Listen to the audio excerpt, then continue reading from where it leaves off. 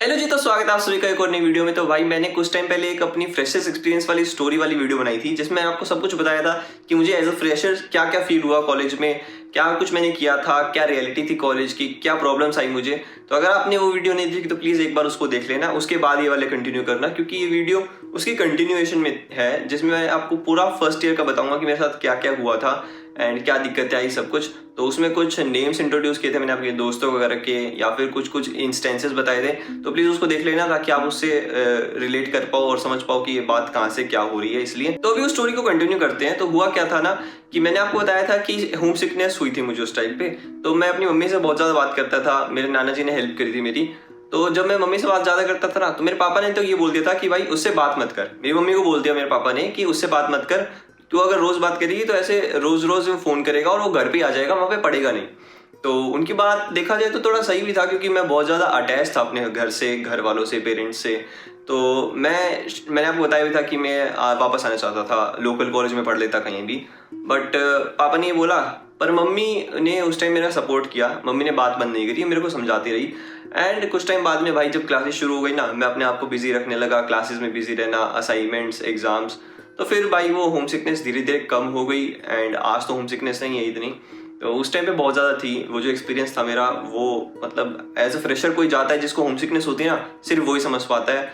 हर किसी को home sickness भी नहीं होती है भाई। तो जो जिसको होती है ना, उसी को पता रहता है कि क्या क्या प्रॉब्लम्स आती है एंड कैसे किसको हेल्प कर सकते हैं। तो मुझे हुई थी, इसलिए मैंने पिछली वीडियो में बोला था कि भाई अगर किसी को होती है ना होम सिकनेस तो मुझे बताना जरूर, मैं आपकी पक्का हेल्प करूंगा इस चीज़ के लिए। तो हुआ क्या था ना कि मेरे होम सिकनेस उस टाइम पे इतनी ज़्यादा पीक लेवल पे थी। तो मेरी मम्मी ने तो मेरी हालत देख के बोल दिया कि भाई वापस आ जा, तू तू रहने दे, यहीं पे पढ़ ले। बट फिर मैं रुक गया थोड़ा बहुत। मेरे पापा ने भी बोला कि भाई रहने दे, मत आ वापस, वहाँ पे पढ़ ले, अच्छी जगह गया है, अच्छा कॉलेज मिला है, कर ले वहाँ से। तो रुक गए। फिर बाद में बहुत लोगों ने समझाया भी था मुझे। ये मैंने आपको बताया था, छोटा सा रिकैप दे दिया मैंने। पूरी स्टोरी जाननी है तो प्लीज देख लेना उस चीज को। सिर्फ होम सिकनेस की बात नहीं थी उस वीडियो में, बहुत कुछ चीजें थी वैसे। तो मुझे फर्स्ट ईयर में ना 4 बेडेड अपार्टमेंट रूम मिला था, जो कि मेरे को MH2 में मिला था अपने कॉलेज के। तो होता क्या है ना उसमें कि जैसे ही आप एक रूम के अंदर जाते हो ना, तो एक हॉल सा होता है, उसके बाद 3 अलग रूम्स मिलेंगे आपको, जो कि रूम्स होते हैं प्रॉपर 4 बेडेड वाले। बहुत बड़े बड़े अच्छे रूम्स थे भाई उस टाइम पे, बंकर बेड होते थे उस टाइम पे। एंड एक अटैच्ड वॉशरूम होता था, तो ज़्यादा दूर जाना नहीं पड़ता था। एंड जो अंदर का स्पेस था ना, वो भी काम आता था अगर रात को घूमना वगैरह है बाहर, तो ठीक है। क्योंकि बाहर तो क्या होता है ना कि भाई लॉबी में या कॉरिडोर में क्या है ना कि उधर वो बैट्स आ जाते हैं, चमगादड़ आ जाते हैं, तो रात को घूमा नहीं जाता था। तो वहाँ पे वो स्पेस अच्छा था, तो उसको यूज़ कर सकते थे। बट उसमें बताऊंगा कि मैं वो स्पेस 1 साल में अपना यूज कर ही नहीं पाया। मैं बताऊंगा क्यों नहीं कर पाया। तो देखो फर्स्ट ईयर में मैंने आपको बताया था कि मेरे को मिले थे 2 नॉर्थ इंडियन मेरे दोस्त, जिसमें से एक पंजाबी था और एक बिहार से था। तो नाम मैंने आपको बताया था, कुंवर और नमन थे। तो भाई होता क्या है ना कि अब एक 4 बेडेड रूम में हम 3 लोग तो हो गए थे नॉर्थ के। तो अब हम लोगों की टेंशन थी कि क्या 4th वाला बंदा नॉर्थ का होगा या वो साउथ इंडियन निकला तो क्या करेंगे। तो भाई होता क्या है ना कि एक आंध्र प्रदेश हैदराबाद का ही, एक आंध्र प्रदेश का नहीं हैदराबाद का था वो। तो हैदराबाद का बंदा आता है, वो बंदा अच्छा बंदा था भाई, मतलब लिटरली बहुत अच्छा बंदा था वो। उसको हिंदी भी बहुत अच्छे से आती थी। तो भाई वो आया, रहने लगे हम लोग साथ में। हम लोग उसके साथ मतलब घुल मिल गए थे, सेटल वगैरह हो गया था, सब कुछ अच्छे से चल रहा था। बट होता क्या है ना कि वो 1 या 2 महीने बाद ये बोलता है कि भाई मैं तो 2 बेडेड अपार्टमेंट ले रहा हूँ। होता क्या है ना कि हमारे कॉलेज में हॉस्टल में एक नीचे एक रूम खाली हो जाता है, जिसमें एक वैकेंसी होती है 2 बेडेड अपार्टमेंट रूम में। तो वो उसमें चला गया। उसने बोला कि भाई इतने ज़्यादा लोगों के साथ बढ़िया है कि मैं थोड़ा कम लोगों के साथ रहूँ। तो वो चला गया भाई। अब वो एक 4th बेड हमारे कमरे में दोबारा से खाली हो गया। अब हम लोग सोच रहे हैं कि चलो बढ़िया है, अब तो 1 साल पूरा ऐसे ही रहेंगे। बट भाई उसमें वो हमने सोचा कि 3 जन ही रहेंगे सिर्फ 4 बेडेड रूम में, वो भी मस्त जगह ही जगह होगी। बट भाई वो खुशी ज़्यादा देर टिक नहीं पाई। जैसे ही हो गया ना, तो रात को या उससे नेक्स्ट दिन हमारा एक सीनियर आ गया भाई। हमें 22 बैच में था, हमारे 21 बैच वाला एक सीनियर आ गया वहाँ पे। तो वो बोलते हैं तुम्हारा रूम खाली है। हमने बोला हाँ खाली है। तो भाई वो लोग वो रूम देख के गए, अपने दोस्त के साथ आए, वो साथ में देख के गए रूम। तो भाई उसके बाद उन्होंने जाके नीचे बात करी कि वार्डन से बात करी होगी कि भाई इस तरह से रूम खाली है तो रूम दे दो। तो भाई वो रूम उन्होंने ले लिया। तो भाई हमारे रूम में 4th बंदा जो है ना, वो था हमारा सीनियर। तो भाई उसके बाद क्या होता है ना कि कॉलेज के पास हॉस्टल्स कम थे, बट एमसेट से एडमिशन होते हैं हमारे कॉलेज में, जो कि AP वाले बच्चों को पता होंगे भाई। तो वो एग्जाम दे के लोग आते हैं। तो जैसे ही वो बच्चे का एग्जाम देने के बाद ज्वाइनिंग डेट आई ना, तो हमारे कॉलेज के पास हॉस्टल की शॉर्टेज पड़ गई, रूम्स नहीं थे। तो उन लोगों ने क्या किया ना कि हमारे 4 बेड अपार्टमेंट रूम्स को ना उन लोगों ने 5 बेडेड अपार्टमेंट बना दिया यार, जो कि बहुत कंजस्टेड टाइप हो गया था एंड हमें बिल्कुल अच्छा नहीं लग रहा था। तो जो नेक्स्ट बच्चा आया ना वो भी पीछे था, एंड एक सीनियर ऑलरेडी रह रहा था जो कि भाई इतना साफ सफाई रखते नहीं थे, तो हमें दिक्कत हो रही थी जैसे कमरे में थोड़ी बहुत, बट कुछ बोल नहीं सकते थे क्योंकि सीनियर थे भाई। रैगिंग का डर होता है शुरुआत में, तो ज़्यादा कुछ नहीं बोला, बट भैया अच्छे थे, रैगिंग वाले टाइप के नहीं थे, अच्छे थे। हमने बोला भी था बट फिर बोला अरे छोड़ना यार सफाई वगैरह, तो फिर ज़्यादा इंसिस्ट नहीं किया मैंने। तो coming to the 5th person, तो भाई 5th पर्सन अभी एक दिन बेड लग गया भाई, 2 दिन बाद में वो बंदा आ गया। हम फिर से वही दिक्कत की भाई नया बंदा आ गया, उससे फिर बात करने। बंदा वो भी ठीक था यार, बात हमारी उससे भी अच्छी हुई। हिंदी नहीं आती थी उसको, इंग्लिश आती थी, बट बंदा बहुत अच्छा था वो फिर भी। बट हुआ क्या था ना कि कॉलेज वाले बोल रहे थे कि 4 बेडेड अपार्टमेंट लिया है तुम लोगों ने, तुम्हारी फीस वापस कर देंगे। और जो कि फीस जो रिफंड कर रहे थे ना वो थोड़ी सी रिफंड कर रहे थे। तो जो थोड़ी सी फीस रिफंड कर रहे थे ना वो बहुत कम थी भाई देखा जाए तो, एंड वो 5th पर्सन के हिसाब से देखा जाए तो बहुत कम थी। 5 लोग एक कमरे में रहना, अपार्टमेंट लिया है तो अपार्टमेंट ही रहना चाहिए। तो उसका ऑब्जेक्शन हुआ थोड़ा बहुत, तो उन लोगों ने क्या किया, ऑप्शन दिया कि तुम्हारी मर्जी है, अगर तुम्हें रखना है इस बच्चे को 5th बंदे को अपने पास में तो रखो, वरना तुम निकाल सकते हो। तो भाई हम लोगों ने 3 जनों ने बात की कि क्या करना चाहिए। तो हमने तो बोला भाई, उसको भी समझाया जो 5th पर्सन था कि भाई देख तुम्हें एक अच्छा रूम मिल रहा है नीचे, 2 बेड मिल रहा था शायद उनको, 2 बेड मिल रहा था। मैंने कहा भाई तुम्हारे लिए अच्छा है कि रूम छोटा मिले, एक कम बच्चों में मिल जाएगा तुम्हें, 2 ही बंदे होंगे बस रूम में, वो ले ले, वो ज़्यादा अच्छा रहेगा, एंड इधर कंजस्टेड बहुत हो रहा है भाई। तो वो बंदा समझ गया। तो भाई हम लोगों ने उसका हेल्प किया, एंड जब उसका वो हो गया, डेट आ गया कि भाई अब नीचे जाना है दूसरे रूम में, तो उसका शिफ्टिंग भी करवा दिया हम लोगों ने, कोई दिक्कत नहीं हुई। उसके बाद भाई क्या होता है कि आता है दिवाली का टाइम। अब क्या है ना कि क्लासेस चल रही है अपनी, मस्त जा रहे हैं क्लासेस वगैरह, मस्त तो नहीं है वैसे, घर की याद आ रही थी उस टाइम पे भी। तो उस टाइम पे घर वालों ने पूछा दिवाली पे आएगा क्या घर पे, तो मैंने कहा दिवाली पे तो नहीं आ सकता, छुट्टी नहीं है। तो कॉलेज वालों ने ना पहले मेल नहीं बताई कि मतलब छुट्टी मिलेगी या नहीं मिलेगी, मिलेगी तो कितने दिन मिलेगी। एकेडमिक कैलेंडर आता है हमारे यहाँ पे, तो कैलेंडर में सिर्फ 1 दिन की छुट्टी थी दिवाली की। बट कॉलेज वालों ने क्या किया ना कि उसके बाद में 1 दिन की छुट्टी दिवाली से पहले दे दी, 1 दिन की छुट्टी दिवाली के बाद दे दी, तो 3 दिन की छुट्टी हो गई मेरे पास। मैंने क्या किया कि पापा को इंस्टेंटली जिस दिन की वो अगले दिन की छुट्टी थी, तो आज मेरी समझ लो कि आज मेरी क्लास है, कल से छुट्टी है, तो आज मेरी क्लास थी। तो मैंने पापा को 12 बजे फ़ोन किया दिन में कि पापा छुट्टी हो गई है एंड मैं घर पे आना चाहता हूँ दिवाली के लिए। तो पापा ने बोला ठीक है। भाई पापा ने 6 बजे की फ़्लाइट बुक कर दी, आई गेस 6 बजे की फ़्लाइट होती है वहाँ से, नहीं रात को 9 बजे की फ़्लाइट थी, हाँ ठीक है, वहाँ पे रात को 9 बजे की फ़्लाइट थी। तो जिस दिन मैंने बोला ना उसी दिन की वो फ़्लाइट कर दी बुक पापा ने, 12 बजे के बाद बुक करी। एंड भाई वो अब तक की मेरी सबसे महंगी फ़्लाइट थी सही में, मैं बताऊँ तो मैंने आज तक इतनी महंगी फ़्लाइट में नहीं गया था। तो भाई मेरे पास मैसेज आता है कि आपकी फ़्लाइट बुक हो गई है, 18,000 रुपये का फेयर का प्राइस है एंड पेड है, सब कुछ इस तरह बता दिया उन लोगों ने। मैंने सोचा भाई ये पापा ने रिटर्न की बुक कर दी, 18,000 देख के मुझे लगा कि रिटर्न की भी कर दी होगी, बट मेरे को समझ में नहीं आया। मैंने कन्फर्मेशन के लिए क्या किया ना, नमन जो मेरा दोस्त था रूममेट, उससे मैंने पूछा भाई ये पढ़ के बताना ज़रा कि 18,000 की दोनों टिकटें हैं या सिर्फ एक है। भाई उसने पढ़ के बताया कन्फर्म करके कि भाई ये एक टिकट है। भाई सब शौक थे, मैं शौक, मेरे रूममेट शौक, और मेरा दोस्त है ना वो फरहान वगैरह सब कुछ। भाई सबको बात फैल गई कि भाई 18,000 की फ्लाइट में जा रहा है।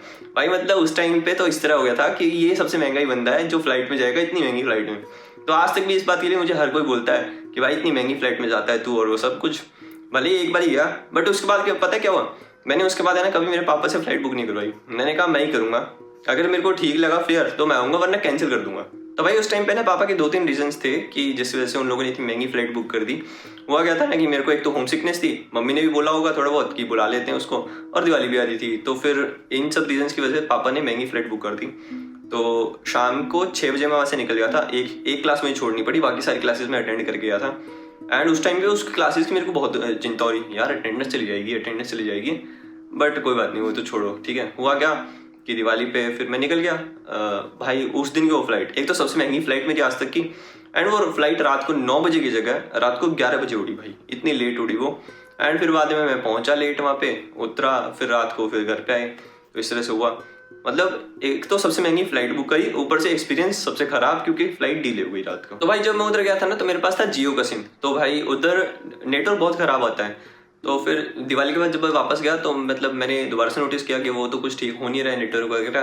तो मैंने घर पे बोला कि नेटवर्क बहुत ख़राब है। तो मैंने पूछा अपने दोस्तों से कि कौन सा नेटवर्क बढ़िया आता है। उस टाइम पे वी आता था भाई, वी का नेटवर्क अच्छा आता था, पोस्ट पेड वगैरह। तो मैंने पापा को बोला वी का पोस्ट पेड नंबर भिजवा दो यहाँ पे।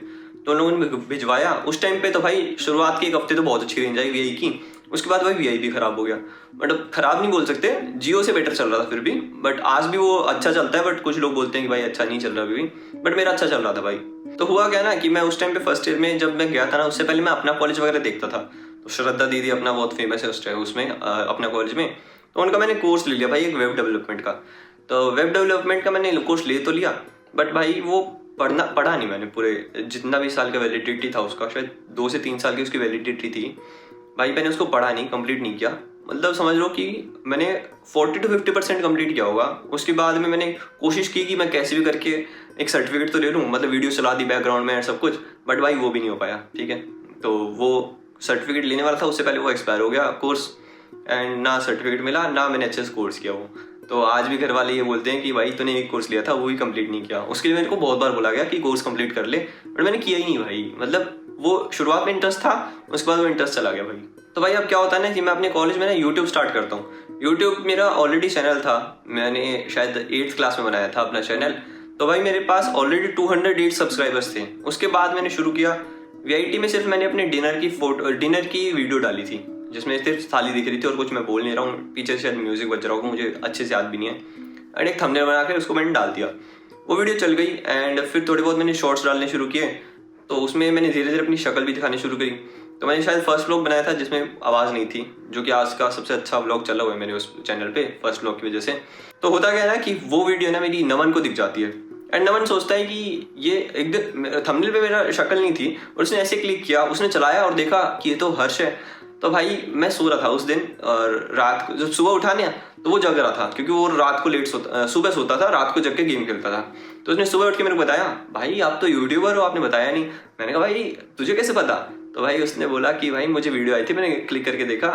तो उसने बताया कि, मैंने कहा हाँ भाई हूँ भाई, खोला है थोड़ा सा, बस ज़्यादा कुछ होगा नहीं। तो उसने बोला भाई क्यों नहीं होगा, तू वीडियो बना, अच्छी बना कैंपस के लिए, हमारे कैंपस के लिए कोई डेटा है भी नहीं ऑनलाइन, कोई वीडियोस नहीं है, कोई इन्फॉर्मेशन नहीं है, तू बनाना शुरू कर।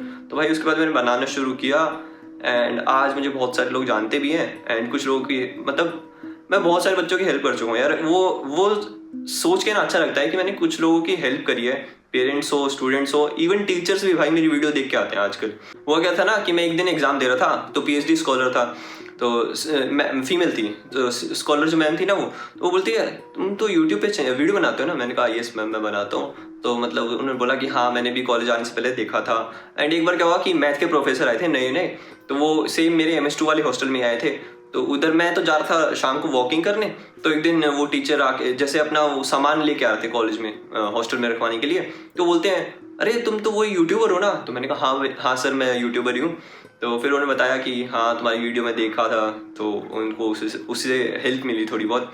मतलब अच्छा लगता है इस चीज़ से यार कि मतलब स्टूडेंट्स के लिए खोला था, but students, teachers, PhD scholars and even parents सबको हेल्प मिलती है भाई। चलो बढ़िया बात है इस चीज़ के लिए, तो मेरे को अच्छा लगता है इस बात के लिए। एंड भाई फर्स्ट ईयर में तो जब मतलब मैं सेकंड ईयर में चला गया था, तब उस टाइम पे तो 23 बैच के बच्चे आए थे, एंड उनके पेरेंट्स भी भाई मतलब बहुत सारे लोग मिलके गए थे मुझसे।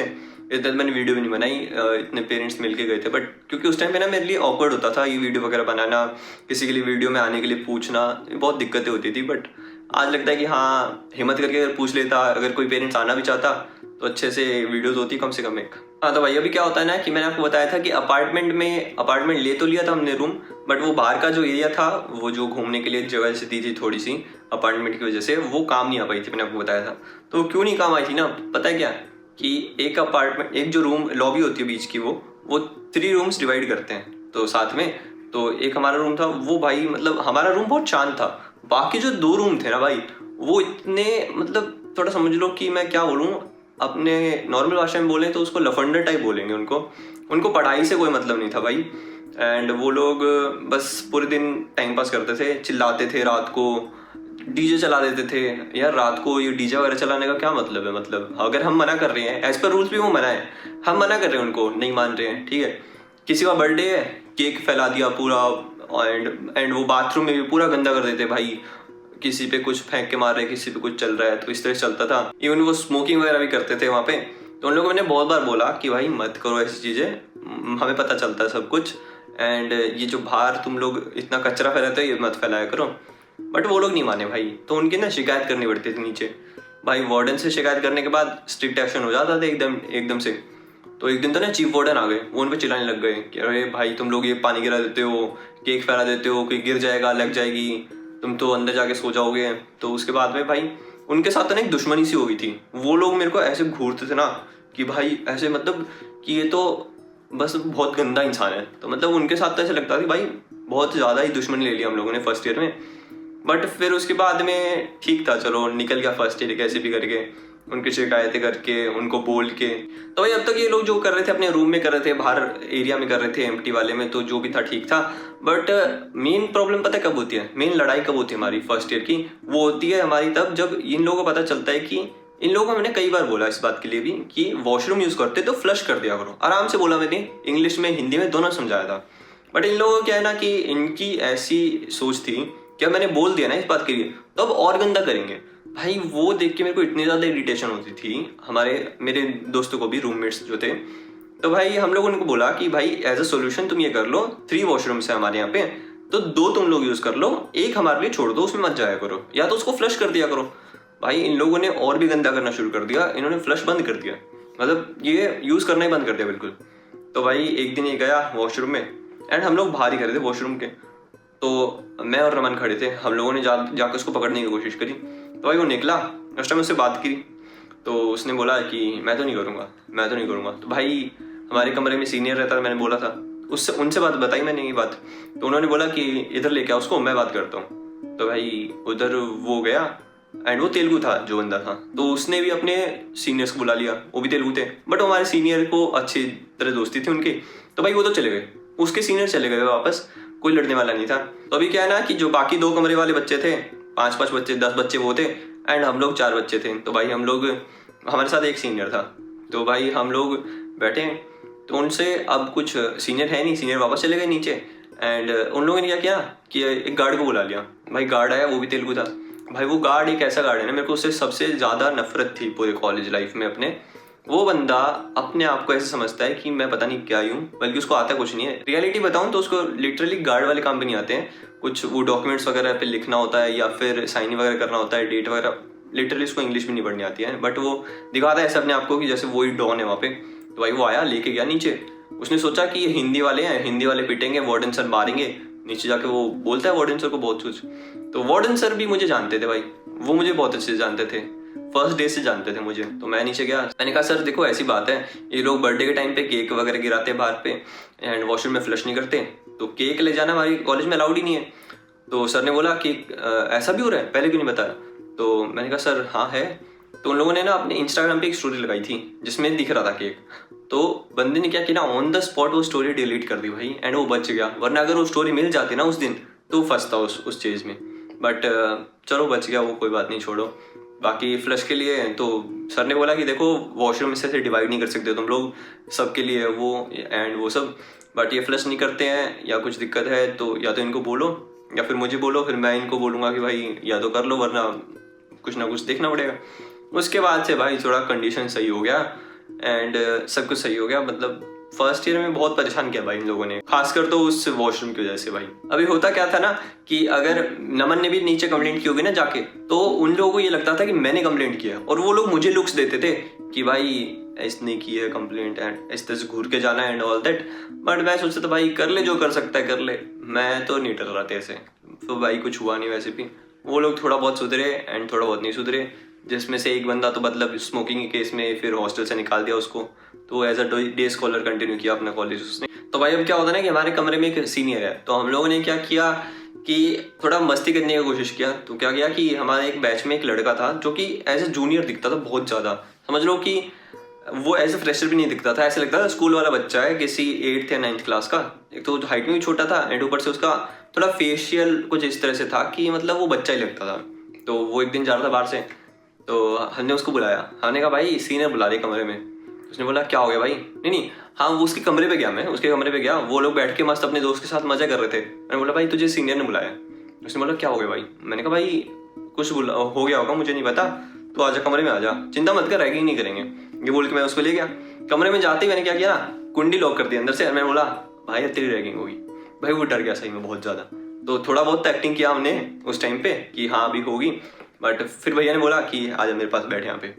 भाई वो गया, डरते डरते गया वो, एंड वो बहुत डरा हुआ था कि मतलब क्या होगा, किस तरह होगा, मतलब क्या करूँ भाई। हमने फिर उसके बाद में बोला, उसकी शक्ल देख के मैंने बोल दिया भाई कोई रैगिंग नहीं हो रही, मजाक कर रहे थे, बस ऐसे बुलाया हम लोगों ने, मस्ती कर रहे थे।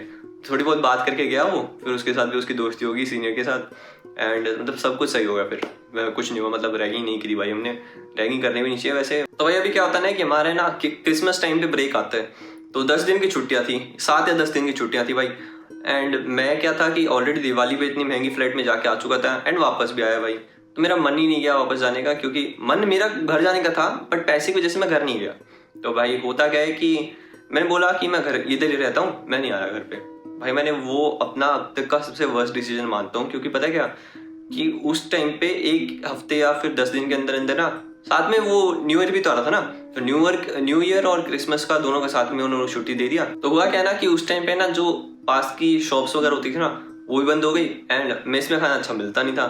तो भाई शॉप्स भी बंद है, बच्चे सब घर चले गए। आप समझ लो कि 90% हॉस्टल खाली हो चुका था, जाएंगे ही, क्योंकि जो लोग दूर के थे वो भी चले गए, 7 दिन की छुट्टी है, ट्रेन से चले जाते हैं लोग, एंड जो लोकल वाले हैं उनको तो 1 दिन लगता है वो लोग घर पहुंच जाते हैं। तो इस तरह से हुआ, सब लोग चले गए, 90% हॉस्टल खाली पड़ा है।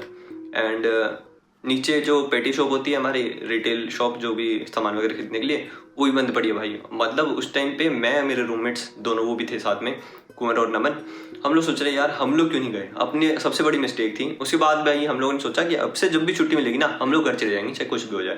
तो भाई इस तरह से ये ना, थोड़े दिन बाद में एग्जाम्स आ गए, तो सोचा तो ये था कि एग्जाम के लिए पहले से पढ़नी शुरू करेंगे and all that. Final exams आ गए बट हम लोगों की ये पॉलिसी आज तक इम्प्लीमेंट नहीं हो पाई थी। तो एग्जाम के टाइम पे भी भाई 1 दिन पहले बैठ के पढ़ना, क्विज के टाइम में तो पढ़ के जाते ही नहीं थे, या थोड़ा बहुत पढ़ लेते थे सुबह उठ के, तो वही चलता था, असाइनमेंट देना, एग्जाम के टाइम में थोड़ा बहुत पढ़ना, चले गए, पेपर दे दिया, आ गए वापस। फिर एक मेरे को तो बहुत अलग ही सिस्टम था, पूरे 4 साल में ये दिक्कत रही। एग्जाम देने के बाद में मुझे हमेशा एक रिग्रेट होता है कि भाई ये क्वेश्चन गलत कैसे हो गया, ये मुझे क्यों नहीं आता था, या यहाँ पे नंबर कट जाएंगे भाई। मतलब कोशिश करता था कि एक अच्छा ग्रेड बन जाए, बट वो मेरी वजह से ही कुछ मिस्टेक ऐसी होती थी जो कि एक बहुत सिली मिस्टेक होती है, बट मेरी उन मिस्टेक्स की वजह से बहुत बार नंबर गए हैं भाई। तो इस तरह से चलता रहता था मेरा, तो हमेशा लिटरली ये भी दिमाग में आता था कि भाई फेल तो नहीं हो जाऊंगा, पास हो जाऊंगा ना, बट भगवान की दया से कभी फेल तो नहीं हुआ, बच गया भाई मैं, ऐसा कुछ नहीं हुआ। तो भाई इस तरह से करके फर्स्ट सेमेस्टर खत्म हो जाता है एंड सेकंड सेमेस्टर शुरू हो जाता है। तो फर्स्ट सेमेस्टर के बाद 2 हफ्ते की छुट्टी मिलती है हमको, हम लोग घर चले जाते हैं सब। एंड मैंने क्या किया कि थोड़ा छुट्टियों को एक्सटेंड करवा लिया भाई मेंटर से बोल के कि मैम मेरे को ये काम है घर पे, तो मेरे को टाइम लगेगा अभी आने में। छुट्टी मिल गई भाई, उसके बाद गए भाई। सेकंड सेमेस्टर में कुछ ज़्यादा था नहीं, इस तरह से नॉर्मल सा चलता रहा भाई, टाइम पास लोगों के साथ, ये बाहर लड़ाई कर रहे थे वो अलग। तो भाई इस तरह से हमारा सेकंड सेमेस्टर भी यहीं पे कंप्लीट हो जाता है, फर्स्ट ईयर कंप्लीट हो जाता है एंड उसके बाद हम लोग घर चले जाते हैं। एंड फिर भाई क्या होता है कि छुट्टियों के बाद वापस आते हैं। तो ये सब स्टोरी सेकंड ईयर वाली मैं आपको एक और नई वीडियो में बताता हूँ। अगर आपको सेकंड ईयर की वीडियो चाहिए तो मुझे प्लीज़ कमेंट करके बताना कि सेकंड ईयर की वीडियो चाहिए आपको। अगर ये वीडियो अच्छी लगी तो प्लीज़ लाइक कर देना, चैनल पे तो सब्सक्राइब कर लेना, इस वीडियो को हाइप कर देना प्लीज़, अगर आप कर सको तो। It's a humble request from you all. तो ठीक है, आज की वीडियो में सिर्फ इतना ही, मिलता है आपको एक और नई वीडियो में। Till then okay, bye bye, take care.